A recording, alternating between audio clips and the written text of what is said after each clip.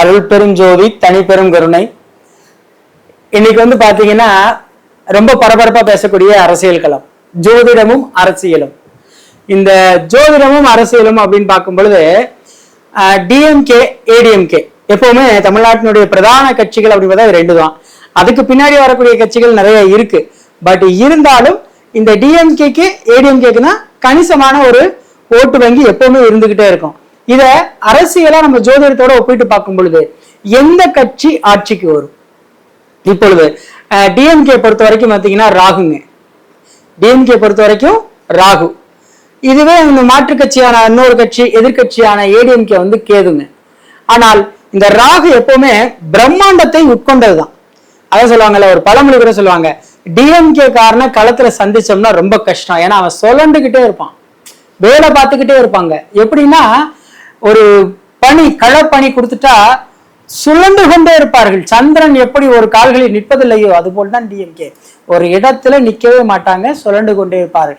இந்த 2026க்கான வெற்றி வாய்ப்பு அப்படின்னா நம்மளுடைய இப்போ ஆளும் கட்சியான டிஎம்கேக்கு தான் இருக்கு. சரிங்களா?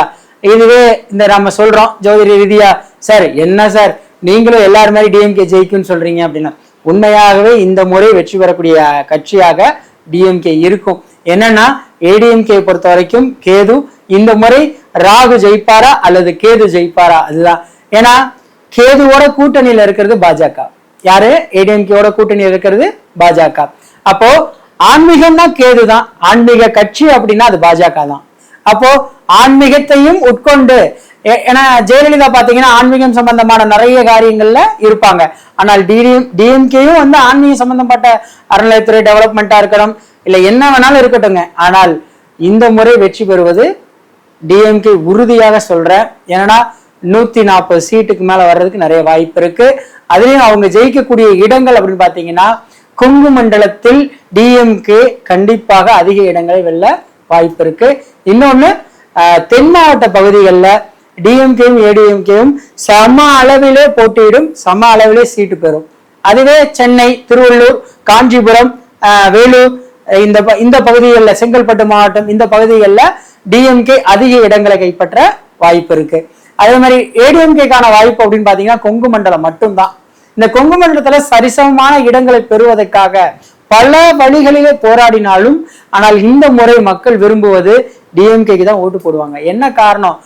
இப்போ பிரச்சாரத்தை ஸ்டார்ட் பண்ண எடப்பாடியா இருக்கட்டும், இனி வரும் காலங்கள்ல பிரச்சாரத்தை ஸ்டார்ட் பண்ண ஸ்டாலினா இருக்கட்டும், கண்டிப்பாக முதலில் தொடங்கியவர் வெற்றி பெற வாய்ப்பில்லை, இரண்டாவதாக தொடங்குபவர் வெற்றி பெற வாய்ப்பு இருக்கு. என்னன்னா மக்கள் எப்படின்னா இப்ப வர எடப்பாடி பேசுறதெல்லாம் கேட்பாங்க. ஆனா எலெக்ஷன் மே மாசம் நடக்குதுன்னு வைங்களேன், டிசம்பர் மாசம் ஸ்டாலின் பிரச்சாரத்தை ஸ்டார்ட் பண்றாருன்னு வைங்க, கண்டிப்பாக டிசம்பர் மாதத்தில் டிஎம்கே ஸ்டாலின் பிரச்சாரத்தை ஸ்டார்ட் பண்ணார்னா கண்டிப்பாக வெற்றி வாய்ப்பு உண்டு. போன மாதிரி பாருங்க, உதயநிதி ஒரு செங்கலை வச்சு ஆட்சியை பிடிச்சேன்னு சொன்னாரு. செங்கல் செவ்வாய் தானே, செங்கை செவ்வாய் தானே.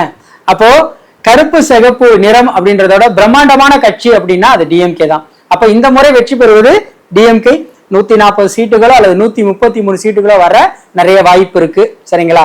கூட்டணி கட்சிகளோட சேர்ந்தாலும் இந்த மாதிரி டிஎம்கே தனித்து போட்டியிட்டாலும் வெற்றி பெறும். அதுல எவ்வித மாற்று கருத்தும் கிடையாது. என்னன்னா ஜோதிட ரீதியாவே அந்த வெற்றியை பெறக்கூடிய வாய்ப்பு இருக்கு. சரி ஏடிஎம்கேக்கு எவ்வளவு சீட்டுகள் வரும்? இப்ப பிரதான எதிர்கட்சியா இருக்கக்கூடிய ஏடிஎம்கே பாத்தீங்கன்னா கேது, அதோட பாஜக சேர்ந்து இருக்கிறதுனால கண்டிப்பாக ஒரு 50 சீட்ல இருந்து 56 சீட்டு வர்றதுக்கு நிறைய வாய்ப்பு இருக்கு. சரிங்களா? இந்த 56 சீட்டுமே பாத்தீங்கன்னா ரொம்ப சிரமத்துக்குள்ளாயிதான் வரும். ஏன்னா அங்க ஏடிஎம்கேல சரியான ஒரு ஃபிகர் இல்லை. எடப்பாடி இன்னைக்கு வந்திருக்கலாம், ஆனால் ஒவ்வொரு கட்சிக்கும் ஒரு ஃபிகர் வேணும். ஸ்டாலின் அப்படின்னா ஒரு பிராண்ட்ன்ற மாதிரி உருவாக்கிட்டாங்க. எடப்பாடி ஒரு பிராண்ட்ன்ற மாதிரி, ஏன்னா உட்கட்சி பூசல் இருந்து கொண்டே இருக்கிறது. சரியான நிலையான ஒரு நிலைப்பாடு இல்லாத ஒரு கட்சியாக இருக்கு. இன்னொன்னு ஜோதிட ரீதியா பார்த்தாலுமே எடப்பாடிக்கு எல்லா ஜோசியரும் நேரம் நல்லா இருக்குன்னு சொல்லலாம். அவர் ஒருவருடைய நேரத்தை வைத்து ஒரு ஆட்சி அமைப்பதுன்றது மிகவும் ரொம்ப கஷ்டங்க. என்னன்னா இப்ப 234 பேருக்கு சீட்டு கொடுக்குறாங்க, எம்எல்ஏ சீட்டு. 234 பேருக்குமே நேரம் நன்றாக இருந்தா தானே அந்த கட்சி வெற்றி பெற வாய்ப்பு இருக்கு. இப்போ டிஎம்கே ஜோதிடம் பார்த்து சீட்டு கொடுக்குதா? இல்ல. ஆனா ஏடிஎம்கே ஜாதகம் பார்த்தா சீட்டு கொடுப்பாங்க. இது எல்லாருக்கும் தெரிந்த ஒரு உண்மை. ஜாதகம் பார்க்காமல் சீட்டு ஏடிஎம்கேல கண்டிப்பா கிடைக்காது. இவர்கள் வெற்றி பெறுவாரா பெறமாட்டாரா, இவருக்கு டைம் நல்லா இருக்கா நல்லா இல்லையா அப்படின்றத பார்த்துதான் ஏடிஎம்கேல சீட்டு கொடுப்பாங்க. ஆனா டிஎம்கேல அப்படி கிடையாது. இவன் களத்தில் பணியாற்றுவானா ஆற்ற மாட்டானா, இவன் வெற்றி பெறுவானா பெறமாட்டானா, இதுதான் டிஎம்கேனுடைய மிகப்பெரிய கொள்கை. ஒருவன் வேலை செய்வானா செய்ய மாட்டானா, அதுக்கு உதாரணமே சொல்லலாம். என்ன அப்படின்னா, இது ரொம்ப பெரிய விஷயம் தான், பட் இருந்தாலும் நான் சொல்றேன். ஜோதிட ரீதியாவே ஒரு மன்னர் வந்து ராமநாதபுரத்துல அந்த மன்னர் ஜெயிச்சுட்டே இருக்காரு. அப்போ அங்க வந்து அண்ணாதுரை சீட்டு கொடுக்காது, அங்க வேண்டாம் அவங்க தான் நிக்கிறாங்க அப்ப கலைஞர் சொல்றாரு, நான் சொல்பவருக்கு நீங்க சீட்டு கொடுங்கன்னு குதிரை வண்டி ஓட்டுறவருக்கு சீட்டு வாங்கி கொடுக்குறாரு. அன்னைக்கு அந்த மன்னரே ஒரு குதிரை வண்டி தோக்கடிச்சிரு, குதிரை வண்டிக்காரரு அந்த மன்னரை தோக்கடிச்சிடாரு, டிஎம்கே ஜெயிச்சிருது. ஆனால் இன்னைக்கு அதே மன்னர், இன்று மன்னராக இளைய மன்னராக இருக்கக்கூடிய நாகேந்திர செய்தி அவர்கள் எடப்பாடி அவர்களுக்கு சப்போர்ட் பண்றாரு. ஆனா அது கிடையாது விஷயம். என்னன்னா, அன்று டிஎம்கே செய்த ஒரு விஷயத்துக்காக என்னன்னா, எந்த இடத்திலாக இருந்தாலும் ஜோதிட ரீதியாக பார்த்தால் இம்முறை 2026 தேர்தல் வெற்றிக்களமாக டிஎம்கேக்கு தான் இருக்கு. நான் இன்னைக்கு சொல்றேன், சரிங்களா? இது மாறலாம், விதி யாருக்கு வேணாலும் மாறும். அன்றே நான் சொல்லியிருப்பேன், நமக்கு வந்து தாந்திரிக ரீதியா ஒரு விஷயத்த சொன்னாலும் அரசியல் இதுவரை பேசியதில்லை. எல்லாரும் கேட்டனால இந்த தடவை சொல்றேன். ஏன்னா நிறைய நான் சொல்லியிருப்பேன், மோடி ஜெயிச்சு இத்தனை சீட்டு வாங்குவாருன்னு ஜோதிட தலைவர் ஒரு யூடியூப் சேனல்ல நான் சொல்லியிருப்பேன். அதே மாதிரி அத்தனை சீட்டு தான் வாங்கினார், புரியுதுங்களா? அதை நான் ப்ரமோட் பண்ணிக்கல. பட் இருந்தாலும் இந்த முறையும் சொல்றேன், டிஎம்கே ஜெயிக்க நிறைய வெற்றி வாய்ப்பு உண்டு. 133 இடங்கள் அல்லது 146 இடங்கள் வர்றதுக்கு நிறைய, 160 சீட்டு கன்ஃபார்ம். பட் இருந்தாலும் 133 இடங்கள் டிஎம்கே வெல்ல நிறைய வாய்ப்பு இருக்கு, சரிங்களா? எல்லாமே கணிசமான ஒரு 5000 ஓட்டு 10,000 ஓட்டு வித்தியாசத்துல ஜெயிக்க நிறைய வாய்ப்பு இருக்கு. அதுக்கு அடுத்து வந்து நம்ம பார்க்கக்கூடிய ஒரு விஷயம் என்னன்னா, புதிதாக களத்தில் இறங்கியவர்கள், புதிதாக களத்தில் இறங்க, இப்ப விஜய் இருக்காருன்னு வைங்க, 2026 விஜய் சைன் பண்ணுவாரா? எப்படின்னா, கணிசமான ஓட்டு சீமான் வாங்குவது போலாது ஓட்டு வாங்கி விடுவாரா? மாநாடு நடத்துவது முக்கியம் அல்ல, விஜயனுடைய ஜாதகத்துல அந்த அமைப்பு இருக்கா? பிரபலம் ஆவார். அண்ணாமலையும் பூச நட்சத்திரம், விஜயும் பூச நட்சத்திரம். அண்ணாமலை பிரபலமானார், ஆனால் எந்த தேர்தலும் வெற்றி பெறவில்லை. அதே போல் விஜய் பிரபலம் ஆவார், ஒரு அரசியல் கட்சியினுடைய தலைவராக இருப்பார், ஆனால் தேர்தலில் இந்த முறை வெற்றி பெற மாட்டார். அவருக்கு எப்பொழுது வாய்ப்பு? 2036 பிறகுதான் வாய்ப்பு. 2036 பிறகுதான் ஒரு வாய்ப்பு. இதுவே சீமான் வந்து பாத்தீங்கன்னா எப்பவுமே பணம் கொடுக்காம தனிச்சு நிற்கக்கூடிய ஒரு நபர். அவருடைய ஜாதகப்படி பாத்தீங்கன்னா அவருக்கு எப்பொழுது வாய்ப்பு அப்படின்னா, விஜயனுடைய கூட்டணி, அவர் என்று ஒரு கட்சியில் கூட்டணி வைக்கிறாரோ அன்றே அவர் கட்சி வளர ஆரம்பித்து விடும். கூட்டணி வைக்காதனாலதான் வளராம இருக்காரு. அவர் கூட்டணி வச்சுட்டாலே கண்டிப்பாக ஜெயிச்சு விடுவார். இது கண்டிப்பா நடக்கும், அதுல எந்த விதமான மாற்று கருத்தும் இல்லை. மீண்டும் தமிழகத்தில் டிஎம்கே தான் ஆட்சி வரும், அதுல எந்த விதமான மாற்று கருத்து இல்லை. இன்னொன்னு, இந்த உள்கட்சி பூசல்னு சொல்லக்கூடிய அண்ணன் டிடிவி அவர்களாகட்டும் அல்லது ஓபிஎஸ் அவர்களாக இருக்கட்டும் அல்லது சசிகலா அவர்கள், இவர்கள் எல்லாம் மீண்டும் ஒன்றாக இணைந்தால் மீண்டும் அதிமுக ஒரு வல்லமை மிகுந்த கட்சியாக மாறும். எடப்பாடி அவர்கள் சசிகலா அவர்களை இணைத்தால் மீண்டும் அவருக்கு ஒரு நல்ல ஒரு வாய்ப்பு உண்டு. ஏன்னா எடப்பாடி துரோகம் பண்ணிட்டாரு, முட்டி போட்டு முதலமைச்சர் ஆனாரு, அதெல்லாம் பேச வேண்டாம். இங்க நம்ம எதுக்காக அதை பேசுறோம் அப்படின்னா, நான் சொன்னேன் அன்னைக்கு ஜெயலலிதா ஒரு உதாரணம் காட்டியிருப்பாங்க. யாருன்னா ஓபிஎஸ். எப்படின்னா, ஒருத்தருக்கு ஒரு முதலமைச்சர் பதவியை கொடுத்தா அதை உரியவரிடமே திருப்பி ஒப்படைத்த வரலாறு ஓபிஎஸ்க்கு உண்டுன்னு சொல்லியிருப்பாங்க. அப்ப கட்சியினுடைய ஒரு நம்பிக்கை நட்சத்திரமாக அன்றே ஜெயலலிதாவுக்கு இருந்தவர் ஓபிஎஸ். அப்ப அவரை இழந்தது எடப்பாடிக்கு மிகப்பெரிய டிராபேக் தான். அப்ப ஜாதக ரீதியா ஓபிஎஸ்ஐயோ அல்லது டிடிவி அவர்களையோ இல்ல சசிகலா அவர்களையோ ஒன்றாக இணைத்து மீண்டும் கட்சியை ஒரே கட்டுக்கோப்பில், ராணுவ கட்டுப்பாட்டுக்குள்ள எப்ப நீங்க கொண்டு வர்றீங்களோ அப்பதான் உங்கள் கட்சி வெற்றி பெறும். அதுல எந்த விதமான மாற்று கருத்தும் இல்லை. தொண்டர்கள் விரும்புவதும் அதுதான், சரிங்களா? இதை ஜோதிட ரீதியா பார்த்தா இந்த முறை எடப்பாடிக்கு வாய்ப்பு என்பது மிகவும் கம்மி. அவர் முடிந்த அளவு தேர்தல் வருவதற்குள் இவர்களெல்லாம் ஒன்று சேர்த்து கொண்டால் கண்டிப்பாக வெற்றி பெற வாய்ப்பு இருக்கு. என்னன்னா, சசிகலா அவர்களுடைய வழியில எடப்பாடி அவர்கள் சென்றால் கண்டிப்பாக ஒரு வாய்ப்பு இருக்கு.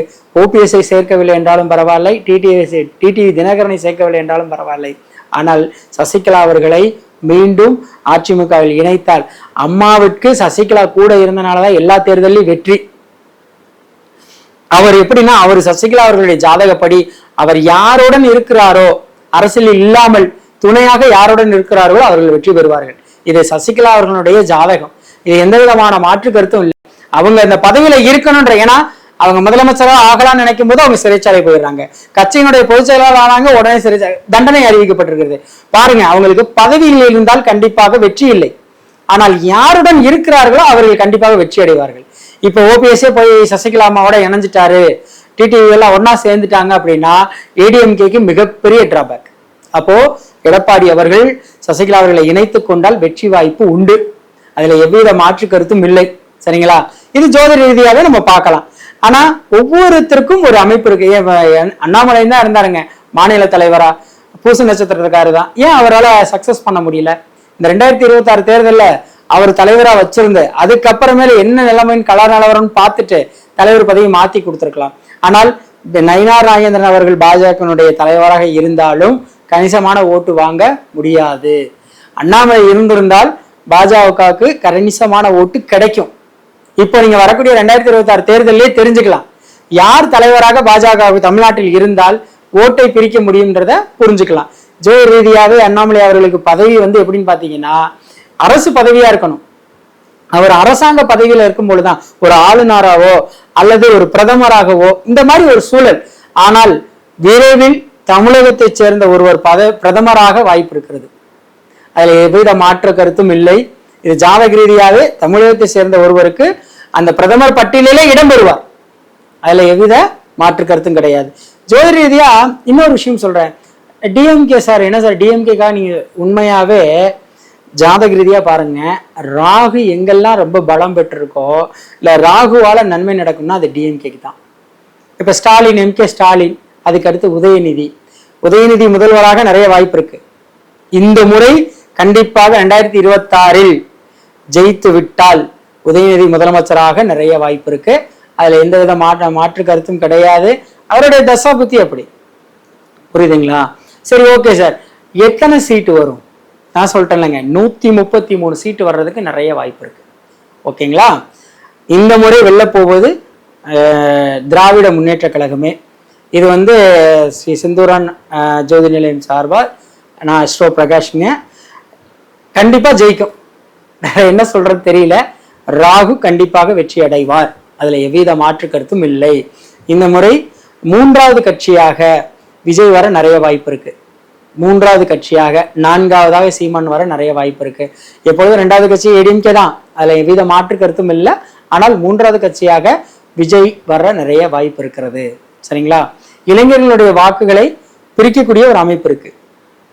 ஒரு மாவட்டத்துக்கு ஒரு 5000 பேரை பிரிச்சா கூட பெரிய விஷயம்.